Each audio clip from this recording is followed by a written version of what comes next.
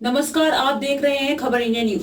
आइए नजर डालते हैं आज की बड़ी खबर। शरद पवार की मर्जी से बनी थी 2019 में बीजेपी सरकार, बगावत पर देवेंद्र फडणवीस का बड़ा दावा। महाराष्ट्र विधानसभा चुनाव में भारतीय जनता पार्टी ने 105 सीट पर जीत हासिल की थी, जिसके नतीजे 24 अक्टूबर 2019 को घोषित हुए थे। भाजपा के साथ गठबंधन में रही शिवसेना ने 56 सीट पर जीत हासिल की थी। महाराष्ट्र के उप मुख्यमंत्री ने साल 2019 में राज्य में हुई सियासी उठापटक को लेकर बड़ा दावा कर दिया। सोमवार को उन्होंने कहा कि अजीत पवार के साथ सरकार राष्ट्रवादी कांग्रेस पार्टी प्रमुख शरद पवार की मर्जी से ही बनाई गई थी। हालांकि एनसीपी चीफ ने इस बात से इनकार किया है और फडणवीस पर झूठ बोलने के आरोप लगाए हैं। उप मुख्यमंत्री और भाजपा नेता ने कहा, हमारे पास राकांपा की ओर से प्रस्ताव आया था कि उन्हें एक स्थिर सरकार की जरूरत है और हमें मिलकर ऐसी सरकार बनानी चाहिए। हमने आगे बढ़ने और बातचीत करने का फैसला किया। बातचीत शरद पवार से हुई, फिर चीजें बदल गई। आपने देखा कि चीजें कैसे बदली।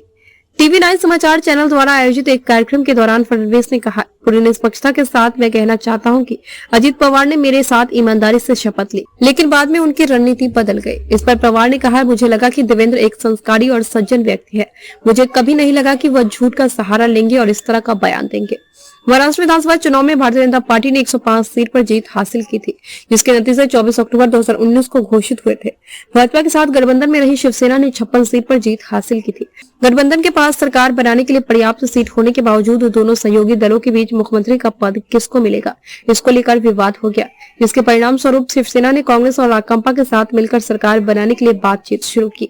कोई नतीजा नहीं निकलने पर केंद्र ने 12 नवंबर को महाराष्ट्र में राष्ट्रपति शासन लागू कर दिया। शिवसेना, कांग्रेस और राकांपा ने गठबंधन बनाने के लिए बातचीत जारी रखी और बाद में शरद पवार ने घोषणा की कि उद्धव ठाकरे को सर्वसम्मति से नई सरकार का नेतृत्व करने के लिए चुना गया है। इस तरह 23 नवंबर की सुबह फडणवीस और अजीत पवार का शपथ ग्रहण समारोह एक आश्चर्य के रूप में आया।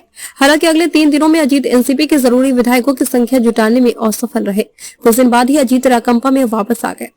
इंटरव्यू के दौरान अजीत की बगावत पर फडणवीस बोले, क्या वह बगावत भी थी? उन्होंने अजीत की तारीफ की और कहा, वह अपनी बातों में ईमानदार थे। हमें धोखा देने का उनका कोई इरादा नहीं था।